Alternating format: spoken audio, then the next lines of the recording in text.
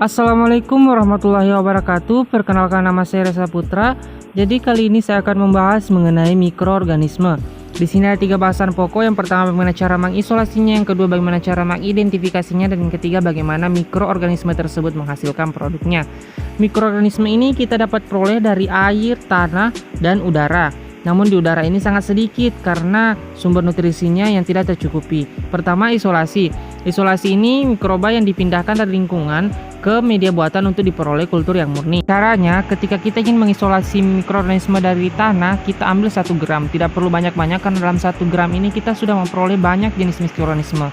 Yang kedua, ditambahkan air sambil digoyangkan untuk terbentuk suspensi. Suspensi yang terbentuk inilah yang kita encerkan 10⁻⁵, kemudian dipipet 0,1 mili dan ditambahkan pada media PDA dan diinkubasi selama 5-7 hari. Nah, untuk mikroba yang berasal dari air kita isolasi dengan cara diambil 1 mili ke beberapa tabung reaksi, kemudian diencerkan dengan pelenceran yang berbeda-beda, kemudian diambil 0,1 mili di mikropipet ke media SFA dan diinkubasi 5-7 hari. Perbedaan SCA dan PDA bisa kalian lihat pada tampilan di layar. Selanjutnya, setelah kita isolasi, kita ke tahap selanjutnya, yaitu identifikasi untuk mengetahui mikroorganisme apa saja yang telah kita isolasi dengan cara makroskopis dan mikroskopis. Yang pertama, makroskopis. Makroskopis ini bisa kita lihat secara langsung. Nah, pada jurnal penelitian edar AADKK 2017, hasil penelitiannya menampilkan bahwa permukaan kotoni tipis halus berwarna putih krem dengan pusat koloni berwarna coklat muda. Di sini terdapat lingkaran-lingkaran konsentris berwarna coklat muda dan warnanya reverside, coklat dengan bagian pusat koloni berwarna lebih tua, memiliki elevasi datar.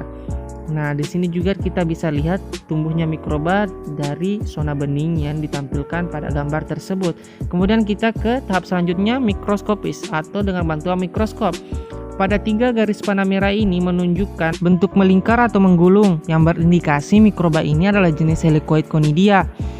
Nah, garis skala yang digunakan ini adalah pada gambar A dan B itu 5 mikrometer dan gambar C 1 mikrometer. Nah, metode pewarnagram metode ini adalah salah satu teknik pewarnaan paling luas digunakan menginfeksi bakteri. Dari jurnal Horder Chemical VDKK 2017, caranya itu yang pertama fiksasi di atas mikroskop slide menggunakan NaCl. Kemudian kita tambahkan kristal violet dan diamkan selama 3 menit. Setelah 3 menit kita tambahkan larutan Lugol dan diamkan lagi selama 1 menit. Setelah 1 menit kita tambahkan alkohol 95% dan diamkan selama 30 detik. Nah, setelah 30 detik ini kita tambahkan larutan yang terakhir yaitu safranin dan diamkan selama 2 menit. Kita perhatikan perubahan warna yang terjadi dengan mikroskop. Yang terakhir, produksi. Setelah kita mengetahui jenis mikroorganismenya, pasti kita tahu produk apa yang dihasilkan mikroorganisme tersebut.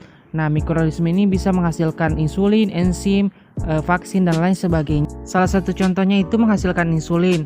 Nah, dari sumber biologi media center, caranya yang pertama kita isolate dulu DNA manusia dan DNA bakteri. Kemudian kita potong antara kedua DNA ini, kemudian kita gabungkan menjadi DNA rekombinan. DNA rekombinan inilah yang kita masukkan ke plasmid bakteri. Nah, bakteri akan melakukan pengenalan dan mereproduksi. Nah, selanjutnya bakteri akan siap memproduksi insulin manusia. Itulah ketiga bahasan yang ingin saya sampaikan. Walaupun mikroorganisme ini sangat kecil tapi sangat bermanfaat bagi kehidupan.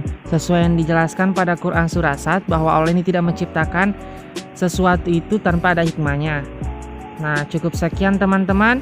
Saya ucapkan terima kasih dan wassalamualaikum warahmatullahi wabarakatuh.